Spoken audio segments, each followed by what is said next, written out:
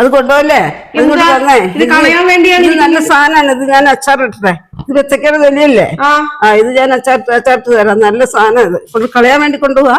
കളയാൻ വേണ്ടി കൊണ്ടുപോകാണ്ട്. കളയണ്ട. അത് ഞാന് അച്ചാറിട്ട് നല്ല സൂപ്പർ അച്ചാർ ഉണ്ടാക്കി തരാം കേട്ടോ. അങ്ങനെ ഉണ്ടാക്കാൻ പറ്റല്ലേ? ഉണ്ടാക്കി തരാം. അപ്പൊ നമുക്ക് അച്ചാർ ഉണ്ടാക്കാം.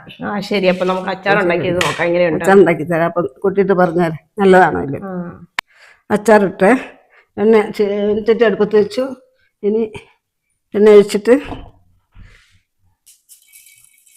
കടുകിട്ടു. കടുക് കിട്ടുന്ന സമയം കൊണ്ട് ഞാനൊരു ശ്ലോകം ചൊല്ലാൻ പോവാണേ. ഉരുളി കുളിരണു തളിക തളരണു തളിക ലമുറുകണു തളിക പുറത്തൊരു മുതിര ഉരുളണു. നിങ്ങളെല്ലാവരും പഠിച്ചോണേ. നല്ല രസമുണ്ട്. നാക്ക് വഴങ്ങി കിട്ടാനൊക്കെ നല്ലതാണേ. നിങ്ങൾ ചെല്ലാം. നിങ്ങൾ പറഞ്ഞുതരാം. ഉരുളി കുളിരണു തളിക തളരണു തളിക ലമുറുകണു തളിക പുറത്തൊരു മുതിര ഉരുളണു.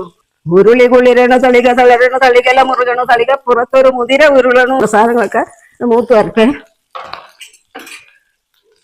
ഉരുളി കുളിരണു തളിക തളരണു തളിക ലമുറുകണു തളിക പുറത്തൊരു മുതിര ഉരുളണു. എണ്ണ മൂത്തിട്ടുണ്ട്.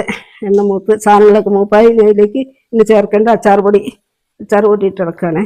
നമ്മൾ അതിന് ചൂടായി കഴിയുമ്പോൾ അതിൽ വെത്തക്ക അരിഞ്ഞ് വെച്ചത് കഷ്ണങ്ങൾ ഇട്ട് ഇളക്കും. ചെറുപ്പത്തിൽ പഠിച്ചൊരു ശ്ലോകമാണ്. ഞാനിങ്ങനെ ഓർത്ത് ഇത് ഇങ്ങനെ അച്ചാറൊക്കെ ഉണ്ടാക്കിക്കൊണ്ടിരിക്കുമ്പോൾ എനിക്ക് എപ്പോഴും വായിൽ വരുന്ന കുറേ ശ്ലോകങ്ങളൊക്കെ ഉണ്ട്. അതിൽ പറഞ്ഞു. അപ്പം ഞാനിങ്ങനെ ഓർത്ത് പാടുകയാണ്. ഉരുളി കുളിരണു തളിക തളരണു തളിക ലമുറുകണു തളിക പുറത്തൊരു മുതിര ഉരുളണു.